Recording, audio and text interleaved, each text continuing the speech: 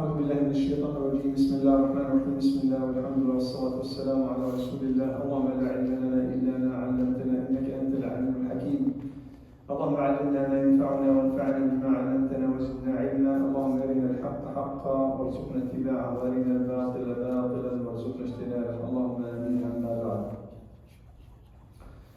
This is Hadith al-Nawawi number 15, which is narrated by Abi Hurairah رضي الله عنه قال قال رسول الله صلى الله عليه وسلم من كان يؤمن بالله واليوم الآخر فليقل خيرا أو ليصمت ومن كان يؤمن بالله واليوم الآخر فليكرم جاره ومن كان يؤمن بالله واليوم الآخر فليكرم ضيفه رواه مسلم والبخاري. This hadith teaches about the proper etiquettes, how we should interact with one another and how we should guard what we say. So in the first part, there are 3 recommendations here, 3 advices. And in each statement, the Prophet ﷺ repeats, مَنْ كَانَ يُؤْمِنُ بِاللَّهِ وَالْيَوْمِ الْآخِرِ. Of course, he's addressing people who believe in Allah subhanahu wa ta'ala and the day of resurrection. But the scholars refer to this statement, مَنْ كَانَ يُؤْمِنُ, whoever believes in Allah subhanahu wa ta'ala and Judgment Day, as an incentive for you to pay attention and do these things. As an incentive. Meaning that one who truly believes that they're going to meet with Allah subhanahu wa ta'ala and they're going to be asked about everything, first of which, everything that comes out of our mouth. And subhanAllah, we have 1 tongue and 2 jaws and 2 lips. 1 tongue, singular. 2 jaws that are actually, this tongue is behind, and 2 lips, right? That is also this tongue, so like 2 prisons and then 1 tongue. And we have 2 ears. And the majority of people speak much more than they listen. And if you notice that Allah subhanahu wa ta'ala, when He speaks about the senses that He has given us, He begins with إِنَّ السَّمْعَ وَالْبَصَرَ وَالْفُؤَادَ. He begins with the ability to hear, the ability to listen, the ability to pay attention, right, to what Allah subhanahu wa ta'ala and His Prophet first and foremost are telling you, a listening that's going to benefit you. Because Allah subhanahu wa ta'ala refers to the disbelievers that they have ears that they cannot hear with. There's nothing wrong with their ears, but they cannot hear the guidance. They cannot benefit from it, right? So, in spite of the fact that this tongue is behind 2 prisons, if you will, oftentimes it gets us in trouble. Oftentimes, it gets us in trouble to the extent that somebody could say the wrong thing and as a result, end up being killed.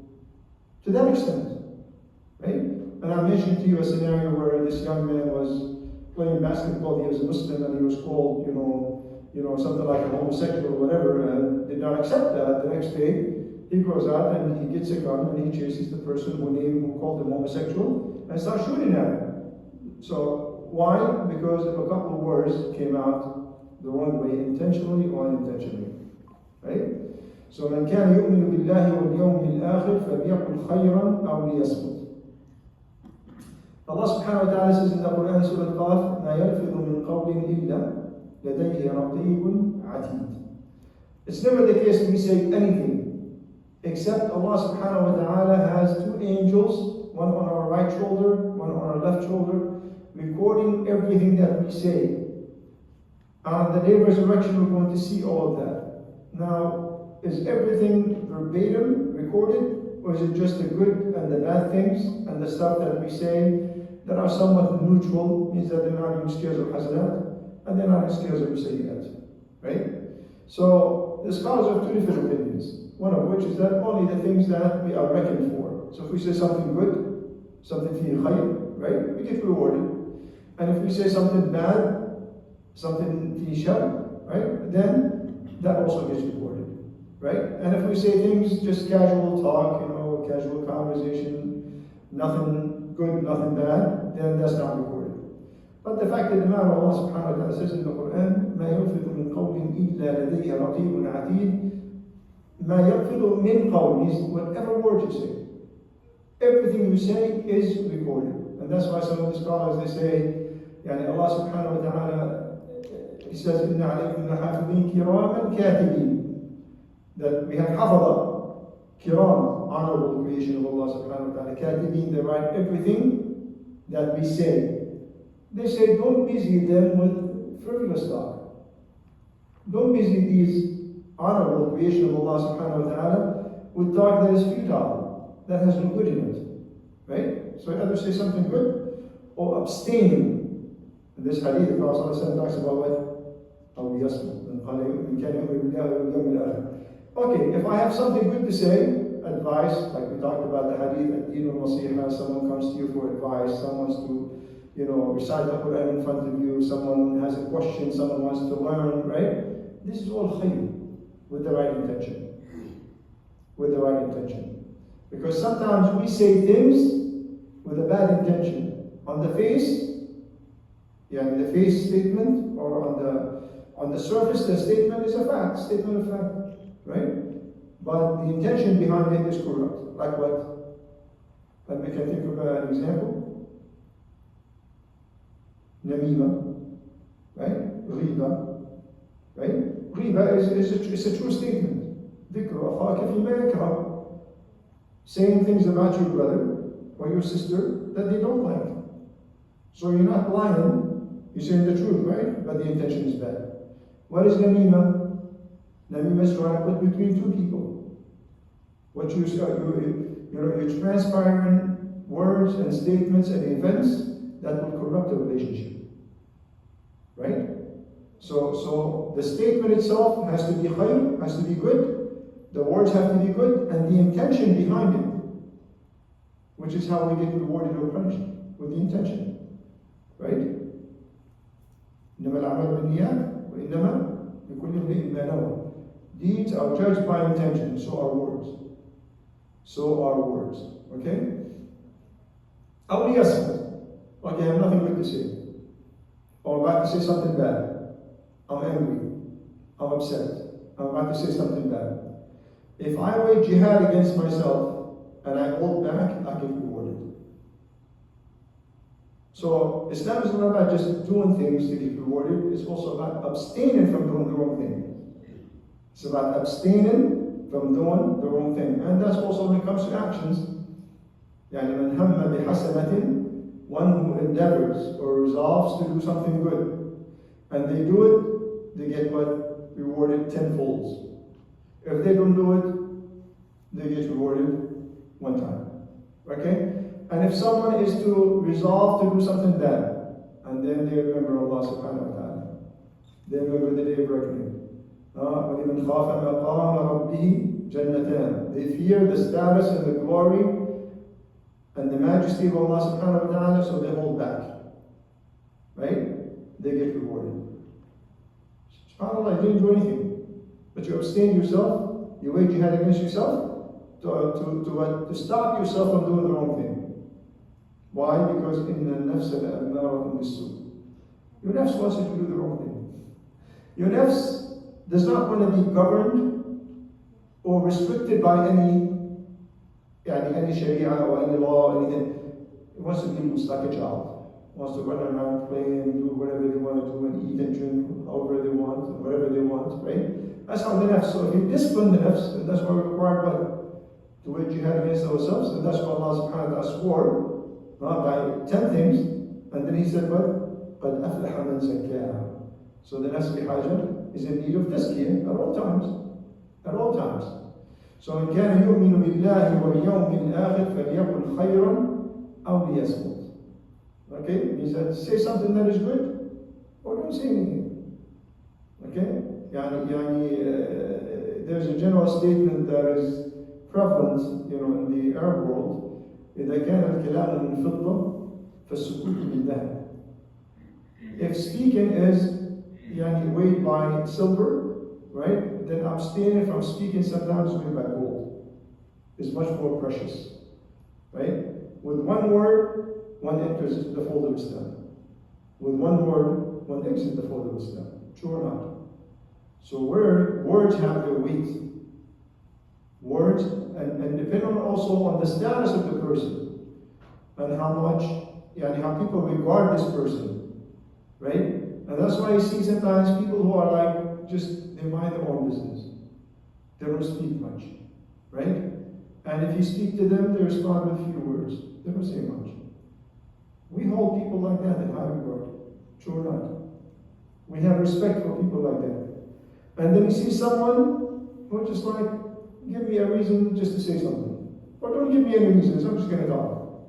It's like, stop talking. Okay? Enough. Stop talking. So you can see it's not about how much you say, it's about what you say. Okay? And if you have nothing good to say, it's better not to say anything. And that's why in a moment of anger, when the Prophet ﷺ said, who do you consider a shadeed? Shadeed means a mighty person. Everybody said, a shadeed alladhi yas'a ar-rijal, one who can wrestle with this one or fight with this one, and they would win. He said, no. الشديد الذي يملك نفسه عند الغضب. We all want to vent out when we're frustrated, when we're angry, when something bad happens, right? Even when a calamity befalls us, right? We want to say something, and then for those who are close to Allah subhanahu wa ta'ala, they know that it's from Allah subhanahu wa ta'ala, so they hold back.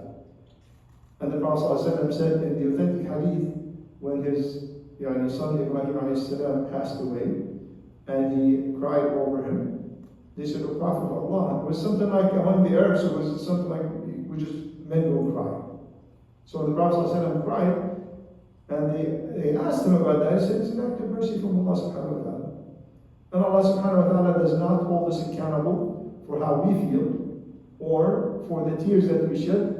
He holds us accountable for what comes out of our mouths.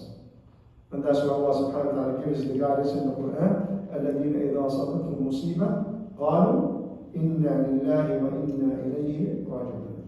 So Allah subhanahu wa ta'ala will go, and to whom we shall return.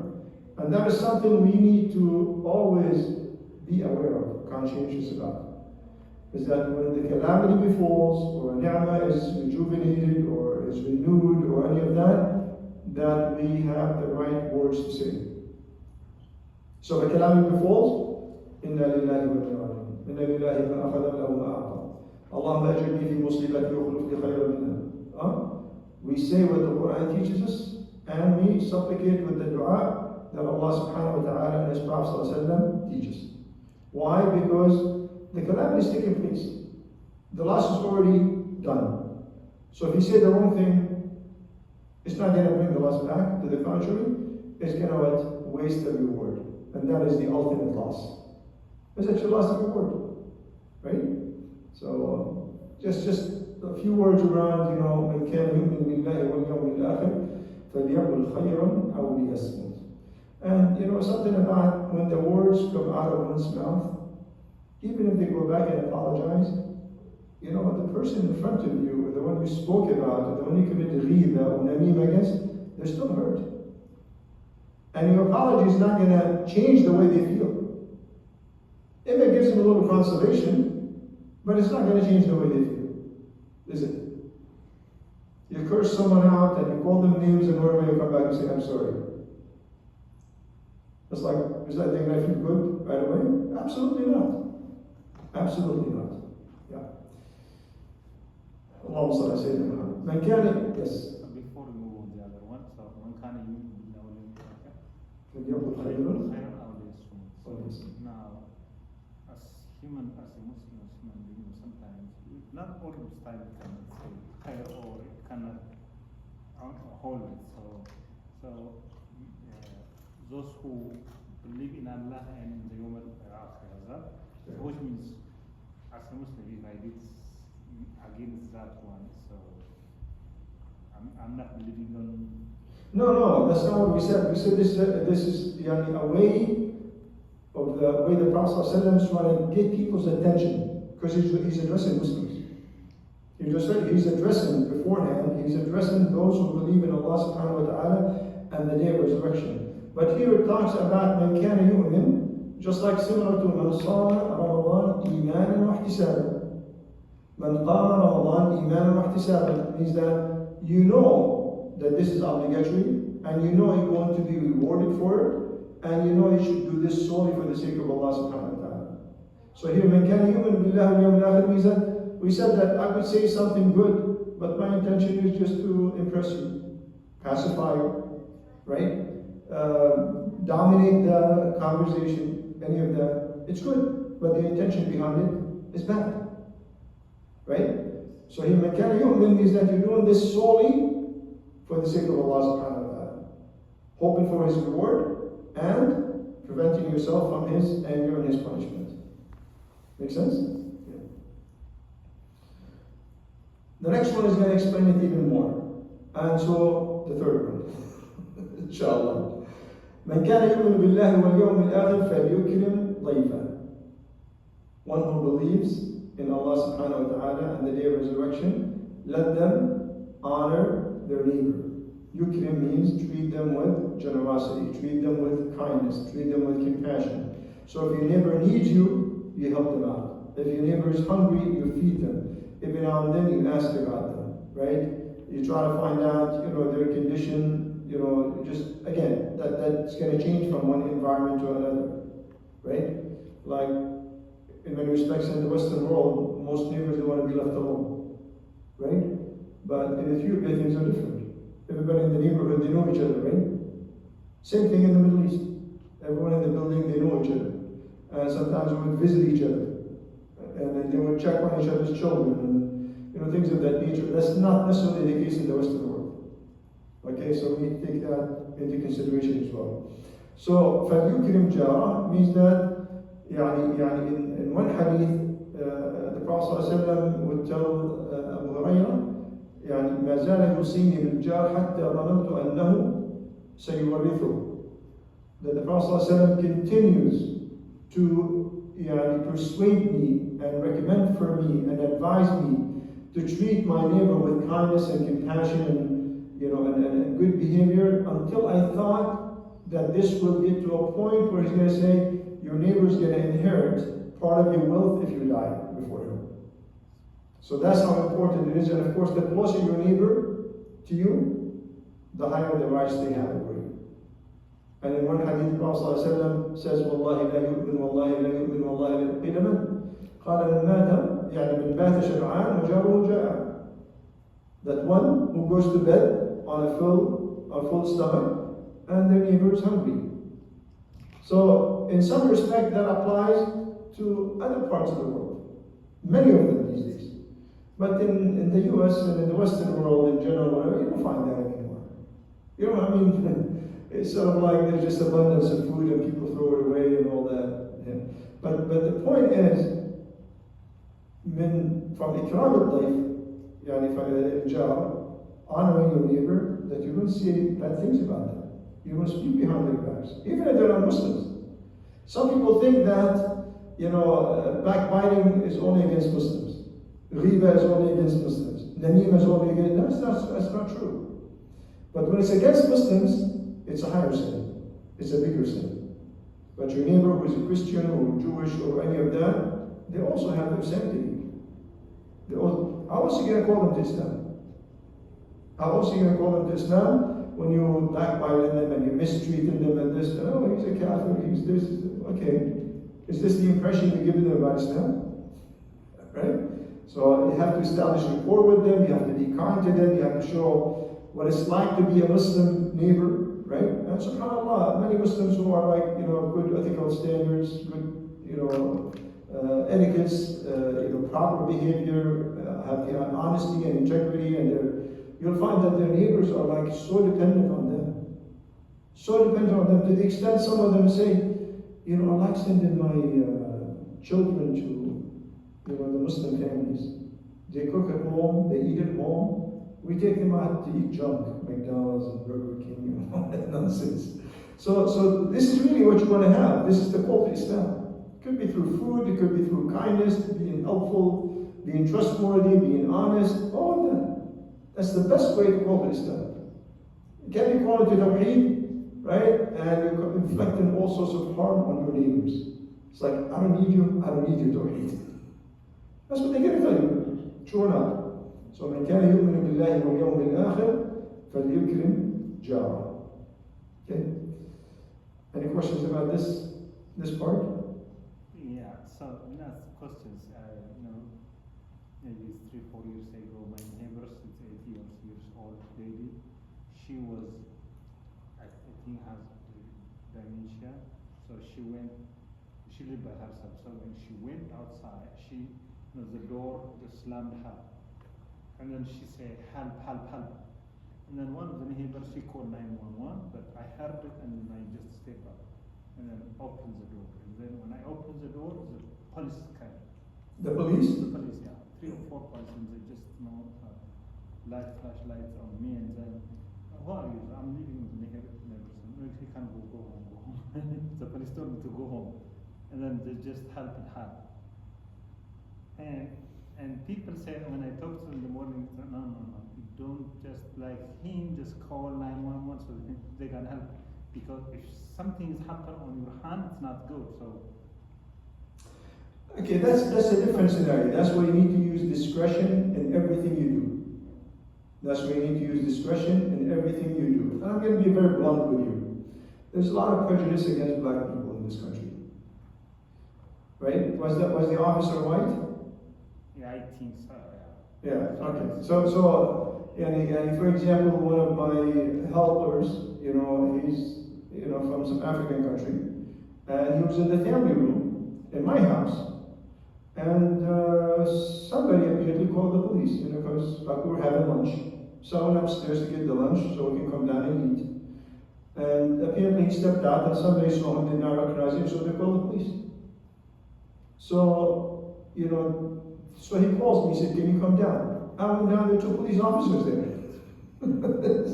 In my house. This person, so there is a lot of prejudice against black people in this country, right?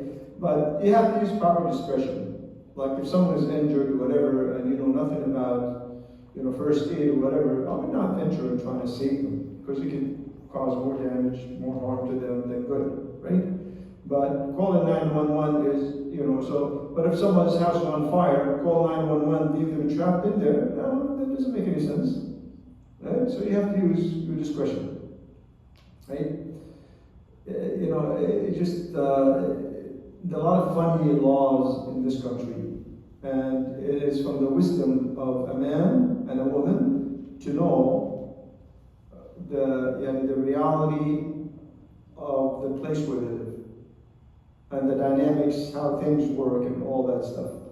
But I can almost guarantee you, if you were a white person, the officer would not have said that. But that is very unfortunate. That is very, very unfortunate. But that's what you see here. Okay? And that's part of also being cautious about, how you conduct yourself. Okay? So if I'm a black person and I know this country, the laws, the police officers, whatever, they discriminate against black people, I'd exercise more caution. I would not venture to do things that would expose me to a high risk. Yeah, and okay, besides that, as you said, it's hard to apply on these hadiths on, I'm sorry?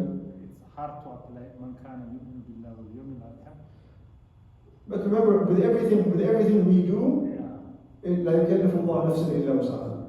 لا يكلف الله نفسا إلا وسعها. Allah subhanahu wa ta'ala holds you up to your level of capacity, your fullest capacity. So you're not expected to go beyond that.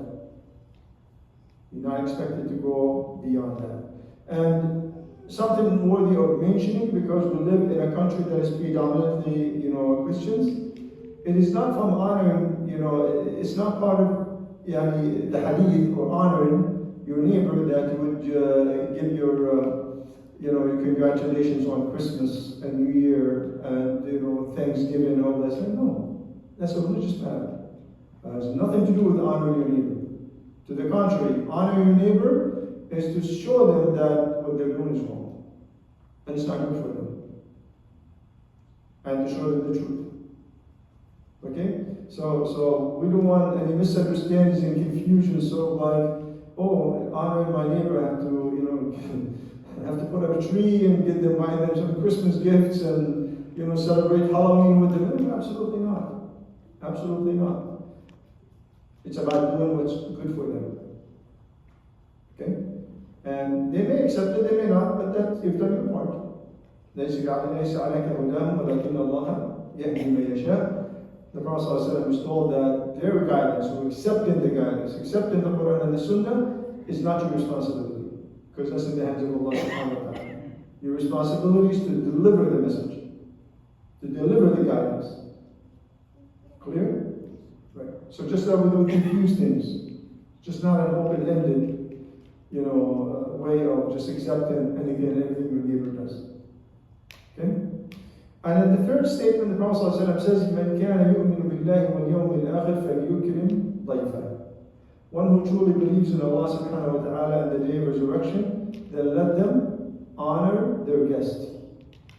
How do we honor our guest? Typically, in the good old days, people, when they had a guest, the guest was coming from out of town, oftentimes. Unless they know each other, that's a different story. Right? So if a person is coming from out of town, you're obligated to host them at your house at least for 1 day and 1 night. That's obligation, just like you're obligated to pay your zakat. Beyond that, you can give sadaqah if you want to, but zakat is a must. Right? So a man came to the Prophet ﷺ, and he wanted the Prophet ﷺ to host the man. So the Prophet ﷺ sent Anas ibn Malik to all of his wives to see if there's any food in the house of the Prophet ﷺ. Imagine, he's the number one that walked the face of the earth. All of them said there's nothing. And when they say there's nothing, means there's absolutely nothing. So the Prophet ﷺ asked who would host the guest of the Messenger of Allah ﷺ. A man from the Ansar said, I will do that. Without consulting with his wife. Now we have to consult with our wives, right? So I can find a place to speak. Right. So the man said, I will host him. So he took him and he said, this is the guest, telling his wife, this is the guest of the Prophet Muhammad sallallahu Rasulullah. So he said, do we have any food? She said, we only have a little bit for the kids. He said, get them busy, distracted with something, put them to sleep. And then when we sit to eat, pretend that the lantern, they didn't have electricity, right? Pretend that the lantern, is not working, and then get up, try to fix it, and then just turn it off. So they put whatever little food they had, and the man and his wife would abstain from eating. They pretend to eat, but they really abstain to make sure that the guest of Rasulullah is eating, right? And then the man ate and slept, and then the next day the Prophet ﷺ, he said, Allah subhanahu wa ta'ala was amazed by what you've done. I'm not suggesting we do this, but this was the guest of Rasulullah ﷺ. This was not any guest, right? But our obligation is to, first and foremost, honor the guest by not making them feel that they're burdened. Meaning that with a smiley face, with kind words, it's good to see you, good to have you here, Jazakallah for visiting us, that makes us happy, that right? Okay? So that's one. Number two is to offer what you have, without the takalluf. So a man, wanted to invite, host another person, and he said, I want to host you over my house. We'd like to sit down, and he said, I have 3 conditions. He said, what are they? He said, لا تخون ولا تظلم ولا تتكلف. لا تخون means that if you have some good food at the house, make sure I get a share of that. Don't give me the leftovers. Don't give me the stuff that you don't like. Right? ولا تظلم. Don't give me, if you have limited quantity of food or whatever, don't give me your children's food. Don't give me your wife's food, because it's obligatory upon you. Right? وَلَا تَتَكَلَّمْ. Don't go out of your way, to prepare, and this is what we do now, right? And subhanAllah, 2 or 3 people show up to your house and you've cooked enough food for what? 20. I've seen this. And sometimes it's a competition. Somebody will be and we see that, unfortunately, in many places. You see that, I'm sure you've seen a lot of videos and whatever, in the Gulf countries, they have, they hosted 10 people and they slaughtered 10 sheep. It's like, wow, each one gets a sheep. How are they going to eat that? SubhanAllah. Or even sometimes a whole camel, for just several of them. And all of it ends up, the majority of which end up in the dumpster. And then you look around the world, millions of people are starved. Literally, they're starved. Right? They can't find a decent meal a day. So that's takalluf. Means going way out of your way in order to impress your guest. So the question becomes, من كان يؤمن بالله واليوم الآخر. Are you truly doing it for the sake of Allah subhanahu wa ta'ala? Then you have to. Now, if you want to honor your guest and your respond like Ibrahim alayhi salam did, فَمَا لَبِثَ أَنْ جَاءَ بِعِجْلٍ Hadith, that when the two men, which they were angels, that they came in the form of men, and he did not recognize him, he immediately went and he brought what? He slaughtered, a cow, and he roasted it and he brought it to them. Now, nothing goes to waste here. Why? Because there's so many people that are poor. So, they eat and then they distribute the rest, to the poor. That is perfectly fine. But Allah subhanahu wa ta'ala says, وَكُلُوا وَاشْرَبُوا وَلَا تُسْرِفُوا. Eat and drink and do not waste. Do not waste by overeating, and do not waste by, I went to about a month and a half ago to a high school graduation gathering. I just looked at the buffet. I could not believe it. I'm not exaggerating when I tell you that there's about at least 30 different dishes on the table. And if you were to stretch the table, it would be like from one end of the musalla to the other end. So imagine you're going through with your plate. At what point your plate is going to be full? And then a lot of food just left and a lot of it got wasted. And of course, what people do oftentimes, they eat with their eyes. So they put this and then it's like, can't finish all of that. Well, the beauty of the best meal you can eat is when you're hungry. Everything tastes good when you're hungry. SubhanAllah. And you don't need 30 different types of dishes. You take a bite from this one and this one. If you take 30 different bites, you're full. You're more than full. So how much you going to put from each dish? So it's good to be generous, but it's not good to be wasteful. It's good to be generous, but it's not. And we as Muslims, even if someone surprises you with a visit, right? Don't say, well, you didn't tell me you're coming, so I didn't have to prepare any food. Whatever's in the fridge, you just offer it. Without takalluf. There's no takalluf between the Muslims. I come to your house, and all you have is just basically bread and butter, or whatever you cooked the night before or the day before. That's perfectly fine. I don't have to go out of my way and go, wait, I'm going to slaughter a cow and I'm going to roast it and things like that. These are like exceptions, right? So people are coming from out of town, meaning that they're going to be with you. It's expected, and oftentimes in the villages, I'm not sure how it is where you guys come from, but they have like a hospitality suite, a tent in the villages. They have a place where they host people, the guests. In the Badia, the desert where the Bedouins live, they have a tent. It's a hospitality tent. So that's basically where travelers, stay. That's where guests, stay. But here, if someone is coming to your house, and your house is too tight, and you can book out your room for them.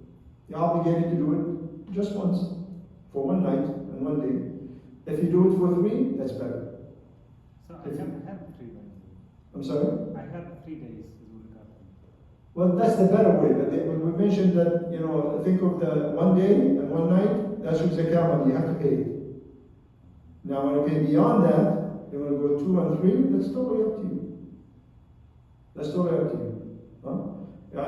We recall the story of Musa alayhi salam, when, he ran away after, striking one man from, the Pharaoh people. And then he ran away fearing that they were going to kill him. And then when he went to Midian, and he gave the water to these 2 young ladies that were holding their sheep back because, everybody else was giving water to their sheep. Anyways, and then he sat in the shade of the tree, قال رب إني لما أنزلت إلي من خير فقير والله. By way of that you gave me, I am now in need. Utmost every case of asking Allah subhanahu wa ta'ala. فجاءت إحداهما تمشي على استحياء قالت إن أبي يدعوك ليجزيك أجر ما سقيت لنا. One of them came and she said, my father is calling you, not me. My father is calling you to reward you for giving water to the sheep. فلما جاءه قص عليه القصص قال لا تخف نجوت من القوم الظالمين. And then one of them said, قالت يا أبت استأجر. Oh, my father, hire him. إن خير من استأجر القوي الأمين, the best one you hire. And this is something keep in the back of your head. Wallahi, every time you want to hire anyone, volunteer work at the Islamic Center, at work, whatever it is, you want to hire a doctor, a lawyer, anyone, al-qawi al-amin. Qawi means competent. Amin means trustworthy. Right? I want to mention this, even though it's outside the subject, for the benefit, because every one of us need this. And oftentimes we misjudge people because we fail to understand this area. So if you don't hire someone who's competent, and it doesn't matter if he memorizes the Quran, if he memorizes 1,000 books, or he knows all the Hadith, whatever, he doesn't know how to do the job. Right? And then what people start doing is say, oh, I've hired you. You're Hafid, you're this, you're that. How could you have done this? You cheated me. No, he just doesn't know any better. They don't have the competency. And if you hire someone who has the competency and doesn't have the trustworthiness, they can use that competency to manipulate you. True or not? So the two go together.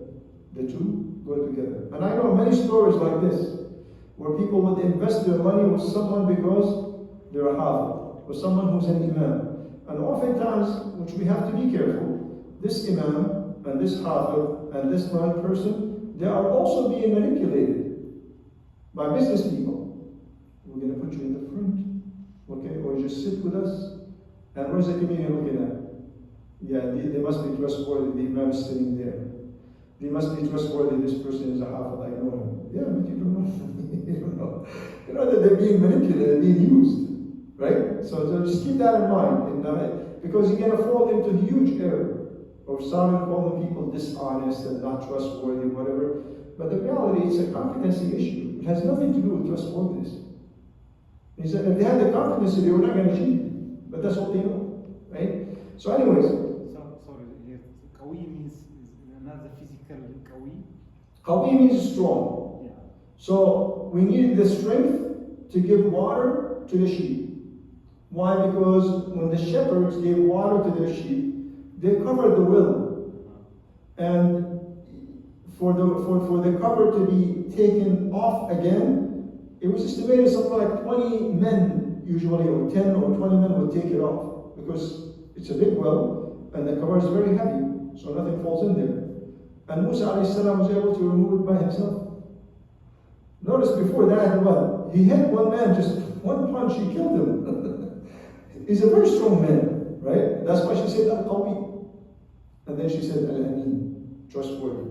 So for that job, to be a shepherd, you need somebody who's strong, right? But to be an accountant, you need somebody who's muscular. Someone who knows how to manage the books, right?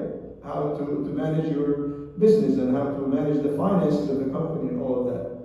So don't take Al-Qawi to mean someone who just basically goes to the gym every day and I can hire for any position. No. It means one who is competent, fit for the job. They have the credentials, the qualifications for the job. And amana is trustworthiness. And that's why when we talk about the statements of the prophets and the messengers in the Quran, what do they always say? الناصح الأمين الصديق الرسول صلى الله عليه وسلم الصادق الأمين.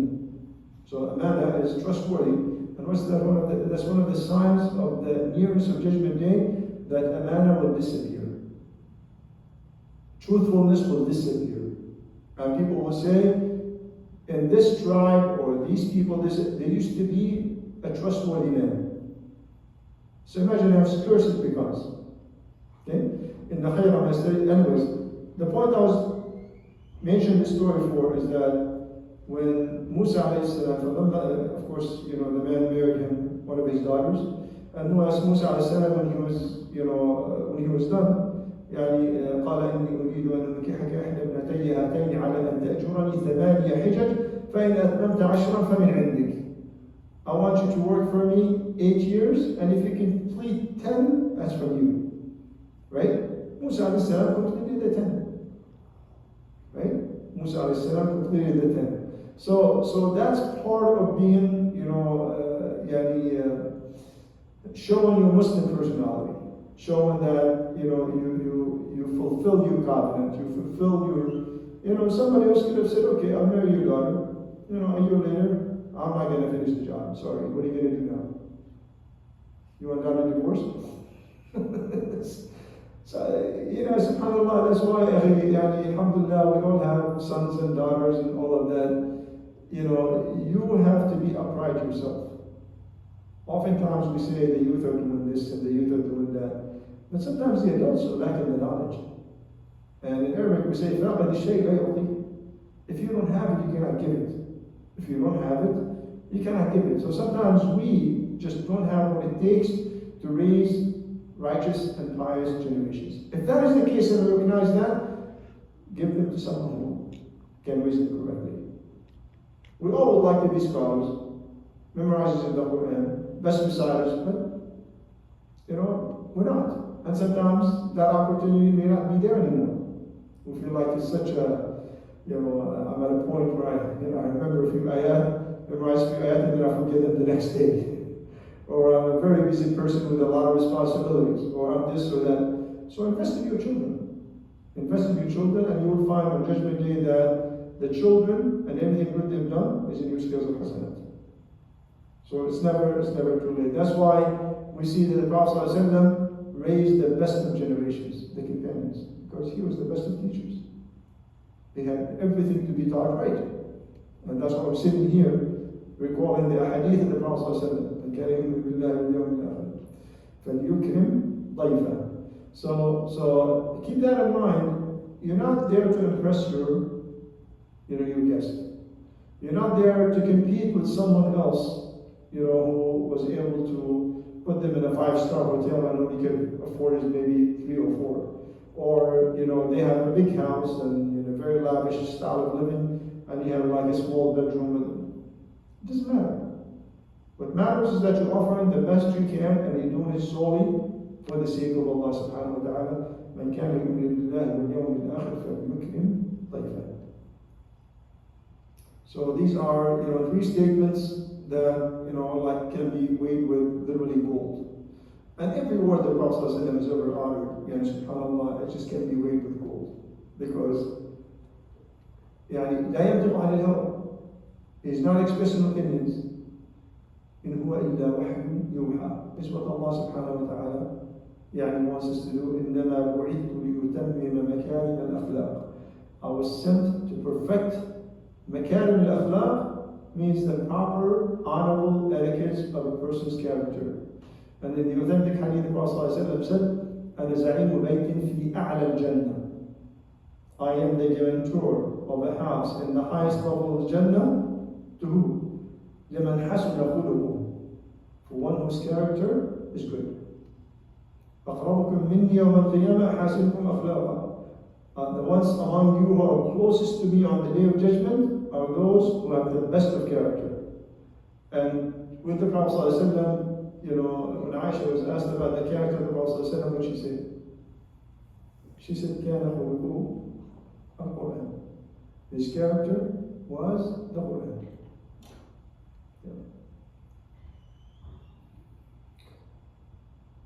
Any questions on this subject?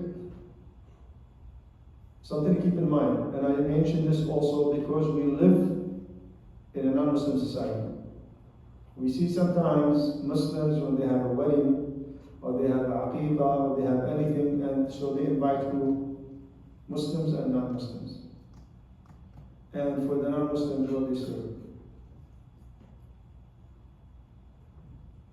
This really shocks me. Oftentimes you find there's a bar in the back for non-Muslims. And he asked himself, why are you serving them alcohol?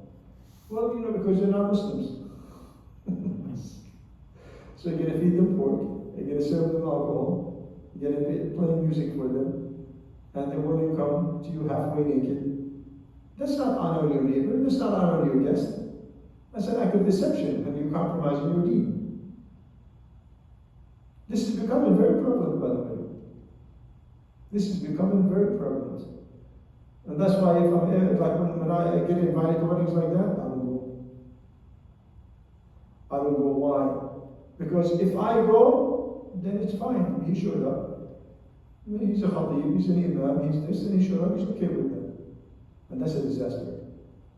That is a true disaster. Yeah, and then they don't know what you stand for. For example, they might have pause, they might have beer, and a lot of things when you go there. So Okay, it's our obligation to educate them. It's a right of a Muslim upon the other Muslims that when you're invited, to a wedding or invited to their house, whatever, that you respond favorably, unless there's a compelling reason why you cannot. So if I know beforehand there's going to be alcohol there, I can't go. If I know beforehand that there's going to be nudity there, I can't go. And subhanAllah, sometimes you find Muslim women are dressed in ways that are worse than Christian women. This is the influence of the environment, and this is what we have to be very careful about. Something from my experience in this country that a lot of Muslims compromise is their marji'iyya, their frame of reference. They don't know how to measure things. Oftentimes they measure things by what everybody else is doing. But Allah subhanahu wa ta'ala says, وَمَا أَكْثَرُ النَّاسِ وَلَوْ حَرَصْتَ بِالْمُؤْمِنِينَ. If you go by the majority of which are not believers. وَمَا يُؤْمِنُ أَكْثَرُهُمْ بِاللَّهِ إِلَّا وَهُمْ مُشْرِكُونَ. And the majority of those who believe in Allah subhanahu wa ta'ala commit shirk. So I will protect myself from committing shirk. If I was, and I'm not testing you here, but if I was to throw a question at you, can you define shirk for me? What is shirk? Well, we all know that part. Is that it? Explain it to me. I'm a person who doesn't know anything about shirk. Explain what shirk to me is. What shirk is. Give me some examples. I say that because we fall into it almost on a daily basis without knowing. So shirk, there are two types of shirk. Shirk al-akbar and there are many types of shirk, not two. Let's just start on the right foot. There are many types of shirk. Okay, so which one? So what is? Whichever one you want to tell me. Yeah. Like I said, I'm going to pretend I know nothing about shirk, and Khidr is going to tell us about shirk today. Yeah, shirk is, worshipping other than Allah. Okay, worshipping any entity aside from Allah subhanahu wa ta'ala. Or associates in worship. Okay, join another party. Give me some examples of how people associate other entities in the worship of Allah subhanahu wa ta'ala. Shirk is like giving the rights of Allah subhanahu wa ta'ala to something else. Okay, you see, that's a general statement. I said, give me some examples of how people commit shirk. Showing off. Showing off? That's not shirk. Calling upon someone that's not present or even able to help you, help you. Okay, so when it comes to istighatha or isti'ana, is that using, yani seeking help from someone in matters that none can help you but Allah subhanahu wa ta'ala. You go to the doctor and say, doctor, give me shifa for my son. Right? The doctor's not going to give you shifa. He's going to give you the medicine. He's going to operate on you. He's going to recommend things for you. And he's going to say, let me know how it works. You raise your hands to Allah subhanahu wa ta'ala. As Ibrahim said, when I'm ill, it's He, Allah subhanahu wa ta'ala, that gives me shifa. Okay? That's a good example. What's another type? There is, Sheikh, there is, I think, a couple of Quran verses in the. Excellent. Yeah. Okay. So That's how we should be. Yeah, you can. The Quran and the Hadith are to be our classes. You can help me on that. I read in translation. In the Yom al-Qiyamah, they are the people who are worshipping something and they will deny. Well, did you worship us? And they are arguing in the Yom al-Qiyamah. Okay. So the argument between وقال الذين استضعفوا الذين استكبروا لولا أنتم لكنا Ah, Muslimin. So those who are oppressed or weak, who obeyed their superiors infinitely, okay, and they misguided them, they say, had it not been you, would be Muslims.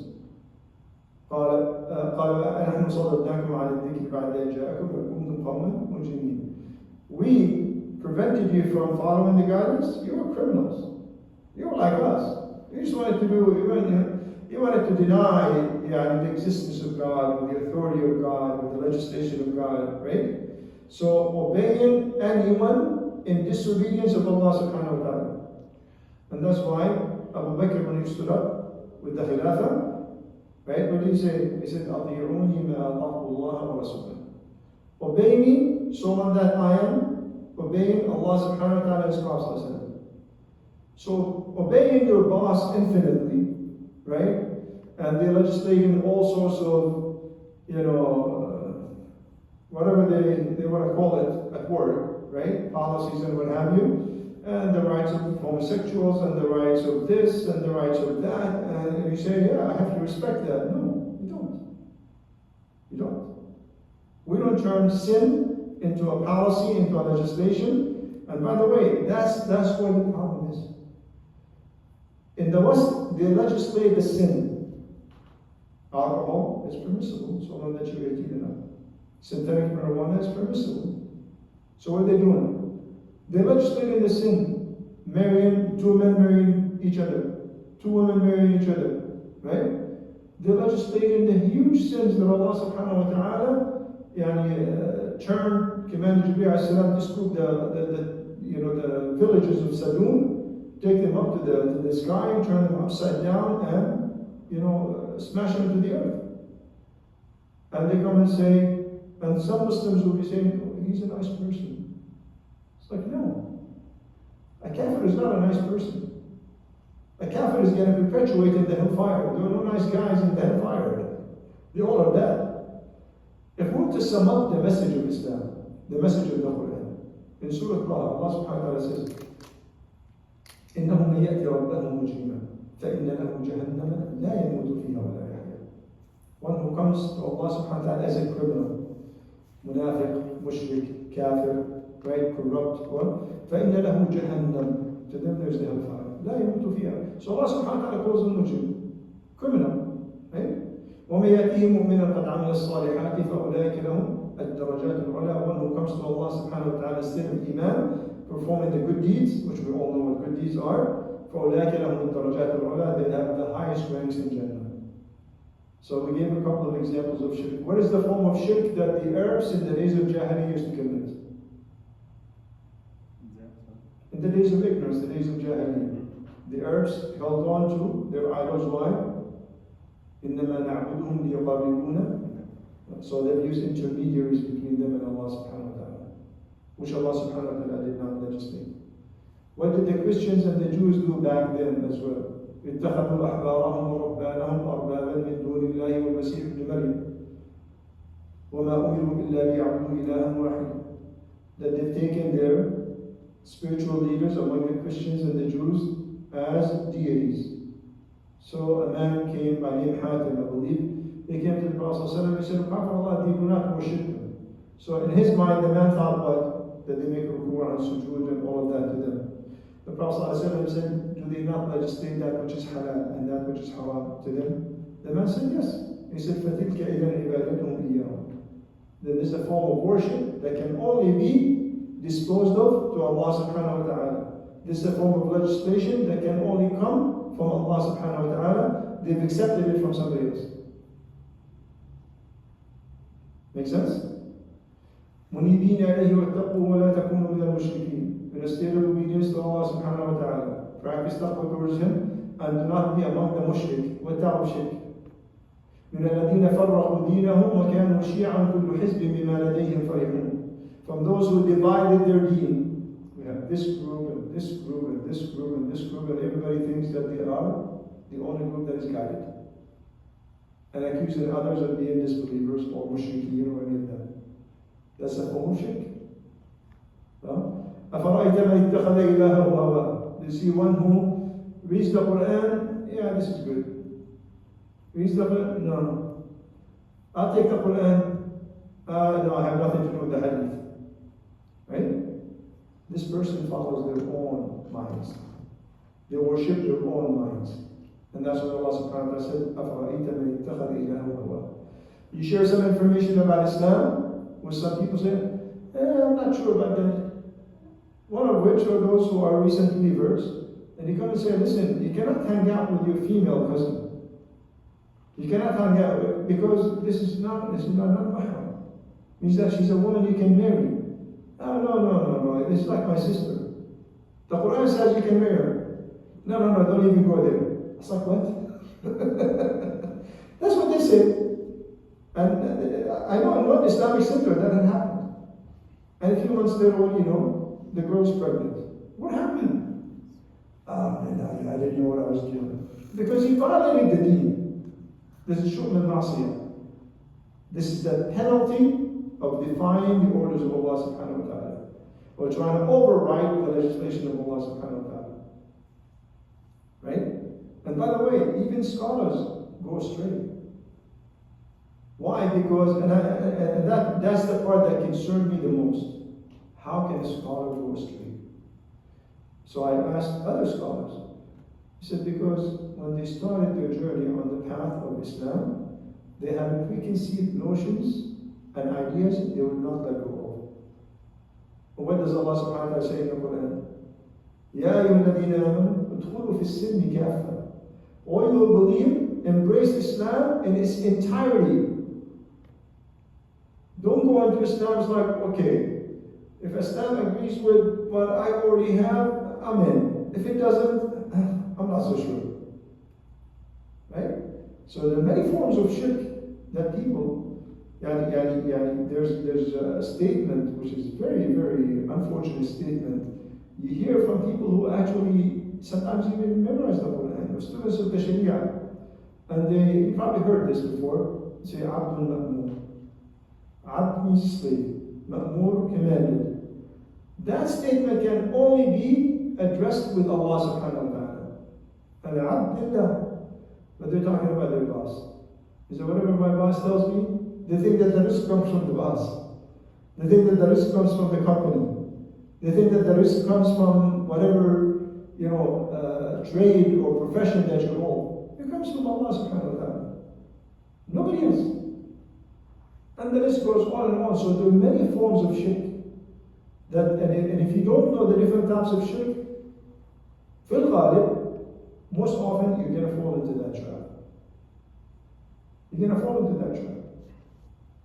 So that's why you have to have the knowledge. You have to understand the Quran and Sunnah. So nowadays we heard and we see there is some kind of authority who certified Sharia compliance is for different facts like financial or other facts. So some cases we see one authority denies another authority in the same same field. So if we follow those authorities who say this is Sharia compliant, is this kind of shirk? Okay, so we have a lot of marketing buzzwords. Okay, so people who run businesses, guidance, Sharia this, Sharia that. That's a huge statement to make. That is a huge statement to make. And I just mentioned the finest of examples after the Prophet ﷺ when Abu Bakr was the faqih of the ummah. You understand what the faqih means? That no one understood Islam like Abu Bakr did. He was the companion of the Prophet, right? He's the one that Allah subhanahu wa ta'ala gave his divine testimony that he did what he did solely for the sake of Allah subhanahu wa ta'ala. He said, أَطِيعُونِي مَا أَطَعْتُ اللَّهَ وَرَسُولُهُ. Obey me so long that I am in obedience of Allah subhanahu wa ta'ala and his Prophet sallallahu alayhi wa sallam. فَإِنْ عَصَيْتُهُمَّا فَلَا طَاعَةَ لِي عَلَيْكُمْ. If I disobey them, you have the obligation not to obey me. In Surah An-Nisa, Allah subhanahu wa ta'ala says what? وَأَطِيعُوا اللَّهَ. The word ta'ah is mentioned before. Allah subhanahu wa ta'ala means that infinitely. Okay? وَأَطِيعُوا رَسُولَهُ, meaning what? Infinitely. Allah subhanahu wa ta'ala did not say وَأَطِيعُوا أُولِي الْأَمْرِ مِنْكُمْ. He said وَأُولِي الْأَمْرِ مِنْكُمْ. So the word ta'ah is not mentioned before. You know, our leaders, those who tend to our affairs. Why? Because same thing, Abu Bakr stood on the great Prophet ﷺ and he said what? كُلٌّ يُؤْخَذُ مِنْهُ وَيُتْرَكْ إِلَّا صَاحِبُ هَذَا الْقَبْرِ. Everyone we accept the knowledge from and we reject it. Not because of the way we feel, right? But because the possibility of error is there, right? So isma, protection from making error, belongs to only the prophets and the messengers, nobody else. Nobody else. So we cannot say this is an authority with infinite knowledge, because the only one with infinite knowledge is Allah subhanahu wa ta'ala. And the only one with that divine knowledge that he cannot go astray is the Prophet Muhammad sallallahu alaihi wasallam. So I'm not gonna be fixated on the marketing buzzwords. I want to know, what does it mean when they say I'm an authority, I'm this, I'm that? What does it mean? You're not fallible? Everybody's fallible.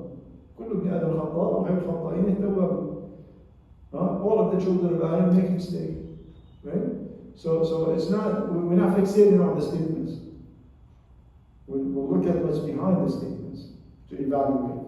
Is it in compliance with the Quran and the Sunnah? If yes, bob my head. If it's not, we let it go. We look for that which is compliant. Make sense?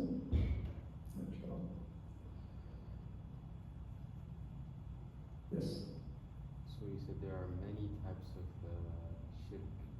Is there somewhere we can educate ourselves about these? ولا بحلقة على هذا إن شاء الله.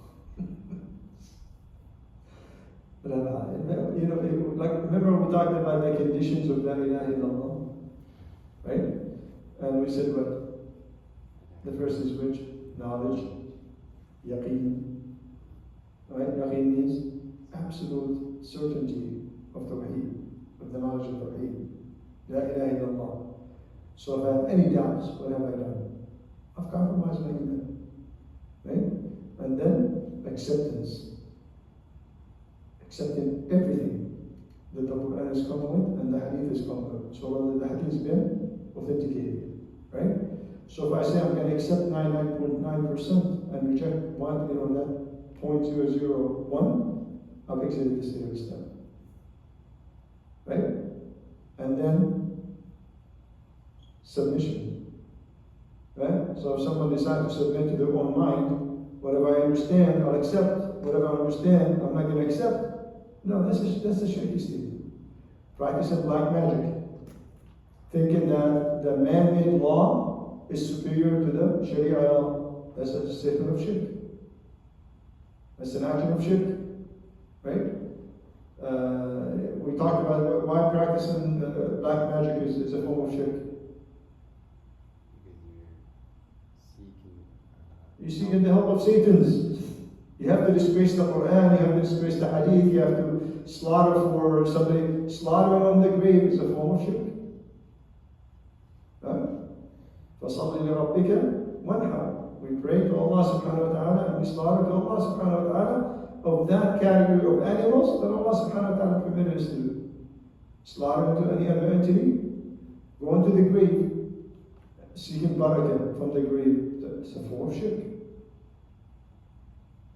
So anything and everything that is solely pertinent to Allah subhanahu wa ta'ala in terms of what I do, accepting Allah subhanahu wa ta'ala as an ilah, if I dispose of any ibadah, anything whatsoever to any other entity, that's shirk. And that's what Allah subhanahu wa ta'ala says in the Quran, وَمَا يُؤْمِنُ أَكْثَرُهُمْ بِاللَّهِ إِلَّا وَهُمْ مُشْرِكُونَ. That unfortunately the majority of people who believe in Allah subhanahu wa ta'ala, they're in a state of shirk. And the Prophet ﷺ used to supplicate, اللهم أعوذ بك من أن أشرك بك شيئا أعلم وأستغفرك لما لا أعلم. يعني, one who seeks the knowledge of the deen for worldly gains, isn't that shirk? One who gives all of their wealth in front of you and I, they do it fi sabilillah, but in reality, so people say this person is generous. Right? one who fights in battles, in and out, being one, right?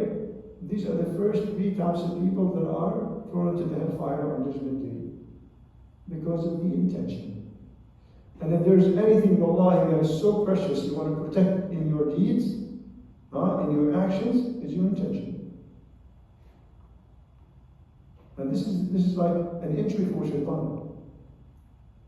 It's an entry for shaitan. He may not be able to stop you from performing the deed, but he wants you to commit the riyah, showing off. Or to have another intention aside with the ibadah being disposed to Allah subhanahu wa ta'ala. You want to impress, you want to, you want to show off, you want to prove something, you want to, right? Yeah. So this is what the intention is the biggest struggle for the Sahaba. Imagine, these are the finest people to walk the face of the earth. Like, for example, a person was sitting and a janazah passes by. And his friend is telling him, let's walk behind the janazah. Because they know there's reward, pray on the janazah and bury it. He said, okay, wait. He said, what's wrong? He said, I need to purify my intention.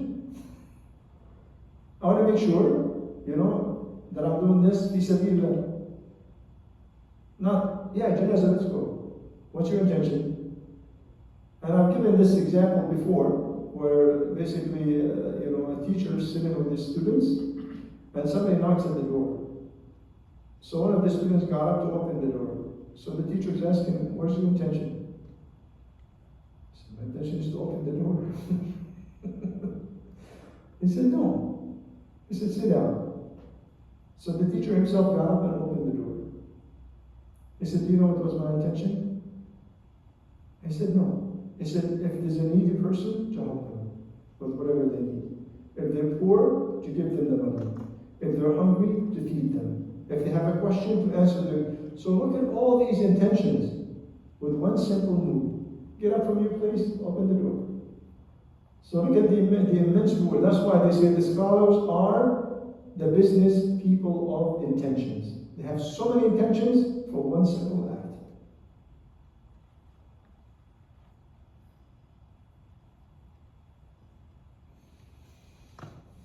Yes, sir. In terms of the brother Muhammad has asked some of these questions in terms of what is going on around us. Like last week you mentioned that the law of the land, whatever, how do we respond to it? Right. We're talking about like when you get your naturalization certificate. Yeah. So in that kind of situation, this is because it's not a Muslim country. So if you have to live in this country, you have to be abide by the law of the land. Right. So we mentioned that, the Pledge of Allegiance that we give when we receive our naturalization certificate is superseded by a Pledge of Allegiance to Allah subhanahu wa ta'ala. Okay? So when I said, La ilaha illallah Muhammadun Rasulullah, I am abide by this governing Sharia law. Now, I'm given another Pledge of Allegiance, right, to a country, to the extent that it's in compliance with the first Pledge of Allegiance. Meaning that there are many laws that are good. So we talked about, for example, traffic laws. Traffic light, when it's red, you're going to stop. If you don't stop, you violated the Sharia before you violated the law. Right? Same thing if you don't stop at the stop sign. Same thing if you go speeding down the road, or driving negligently or recklessly. You violated your deen before you violated the law. Make sense? But when it comes to the laws where it says, you can drink and drive, but the percentage of alcohol in your blood cannot exceed this. No, thank you. Homosexuals have rights. No, thank you. That's sinful behavior. Adultery is okay. No, thank you. That's punishable by our deen. So there are good laws and there are bad laws. right? But you know, and by the way, subhanAllah, we read in Surah Al-Kahf, which according to many scholars that we ought to read Surah Al-Kahf at least once a week, right? Allah subhanahu wa ta'ala says what? Pay attention to this one because we see this all over the place, all over the world. Allah subhanahu wa ta'ala says, وَقُلِ الْحَقُّ مِنْ رَبِّكُمْ فَمَنْ شَاءَ فَلْيُؤْمِنْ وَمَنْ شَاءَ فَلْيَكْفُرْ. Speak the truth from your Lord, whoever wills, and our will is subjected to the will of Allah subhanahu wa ta'ala, is dominant or be dominated by the will of Allah subhanahu wa ta'ala. فَمَنْ شَاءَ فَلْيُؤْمِنْ. Whoever wills, let them believe. وَمَنْ شَاءَ فَلْيَكْفُرْ. Whoever wills, let them disbelieve. And then Allah subhanahu wa ta'ala says what? إِنَّا أَعْتَدْنَا to who? للكافرين? No. إِنَّا أَعْتَدْنَا لِلظَّالِمِينَ. Not للكافرين. So the scholars tell us that إِنَّا أَعْتَدْنَا لِلظَّالِمِينَ. Why? Because kufr is just a matter of time before it becomes oppression. Make sense? And we see this happen. We see this actually happen. And this started about 2 years ago, maybe 3. We see, the homosexuals, they just want to be recognized, LGBTQ and whatever, they just want to be recognized. They like, first, stay in the closet, now come out of the closet, and then you just want to be recognized, you're a human being, you have certain rights, and then what happens after that? The case still in the Supreme Court. They want to teach your children and my children about homosexuality. They want to take your authority and my authority off of the children. And if my son, who is 3, 4, 5, 6, 7 years old, wears a pink shirt, he's a female. That's his right to do sex change. That is. So you can see, and now you say, well, wait a minute, I don't want my kids to learn about this. No, it's not your choice anymore. That's dhulm. That is dhulm. So first, they want to basically say, yeah, you become a Muslim, I'm not a Muslim, you're fine, we're good. And then the moment they gain the power, they're going to subject you to, and that's what happened with the prophets and the messengers. That's what happened with another prophet. When Waraq ibn Nawfal, when Khadija took the Prophet to Waraq ibn Nawfal, and she told him about the experience that he had in the Ghar, in Ghar Hira, the cave of Hira. He said, I wish I was a young man, right? Helping you with your message, with your da'wah, when your people expel you from your home. Prophet said, are they going to expel me from my home? It's like, yeah, it's a tradition. That's what happened to all the prophets and the messengers. Right? That's what happened to Lut. They say, you stay locked in your house, you don't leave the house. Right? So, and that's the price we pay for not speaking the truth. And we know the story of a person who he was a devotee. And when the town committed so much sinful behavior, and Allah subhanahu wa ta'ala wanted to destroy that town, and He sent the angels, they came back and said, oh Allah, in it there is this person who is a devotee. What did Allah subhanahu wa ta'ala say? He said, Bihi fabdaw. Begin with him. Why? He didn't lift a finger. He saw that, the deen of Allah subhanahu wa ta'ala is being violated. The sanctity of the deen is being overridden by man-made law and corrupted acts and all of that. I didn't move anything in him. Nothing. There is no place for complacency in Islam. There is no place for complacency. Yeah. Okay, we'll take one last question because I think it's time for that soon. Like in the Muslim countries, according to the... There's no such a thing as Muslim countries. No, I'm just... They're scattered Muslims, different groups living in different parts of the world, right? But I say that because there's no true Islamic legislation that is ruling any Muslim country. So, they say that you cannot oppose your leaders. In the Hadith, they say you cannot oppose your leaders. And because you create fitna. Yes.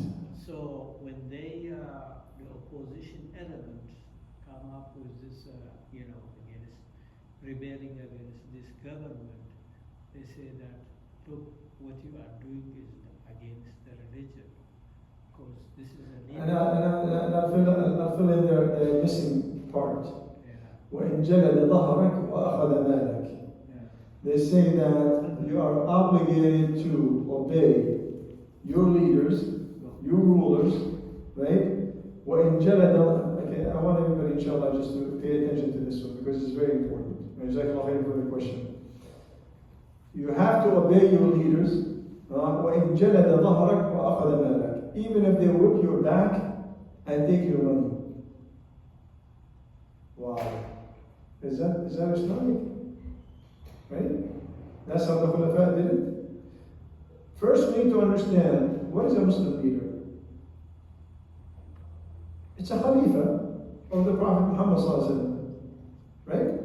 Meaning that they are the ones who are going to take care of the affairs of the Muslims. They're the ones who are going to spread Islam. They're the ones who are educated in the deen. Right?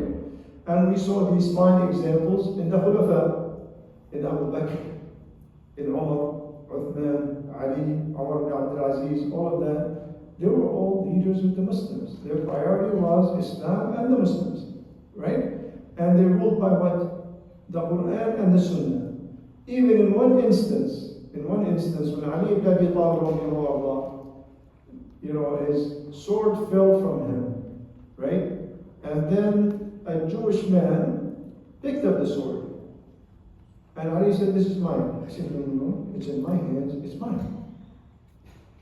So they went to Umar radiallahu, right? He referred them to the judge. I think he was the judge or referred to another judge. And simply because Ali is married from the family of the Prophet ﷺ and married the daughter of the Prophet ﷺ, he was not going to get any different treatment, right? So basically, he asked the Jewish person, he said, "What is your evidence?" He said, "The sword is in my hand, it's mine." "Ali, what is your evidence?" "This is my sword." He said, "But what is your evidence?" He said, "I have no evidence." He said, "Then the sword belongs to the Jewish man." Right? So that is the justice of Islam. So first is that the criteria for a Muslim ruler is that they are taking the place of the Prophet Muhammad sallallahu alaihi wasallam. They have to have the knowledge, they have to be just, they have to be upright, they have to be Muslims, right? Okay? Second is that in Jalad al-Dhahrak, according to, means you've committed adultery, you drank alcohol, right? Then you're subjected to this punishment, this penalty, and you still have to obey the leader. Simply because he executed the rules of the deen, you're going to basically now defy him? No. أخذ مالك, you refuse to pay your zakah. Right? Then the zakah is taken forcibly, just like Abu Bakr did when he fought the tribes who refused to pay zakah to Bayt al-Mal after the Prophet ﷺ passed away. Then now he can force you to pay the zakah and take also half of your wealth as a penalty. And that is according to. So it's not an open-ended statement, but unfortunately, those who confuse the issue, they confuse it on people who don't know any better.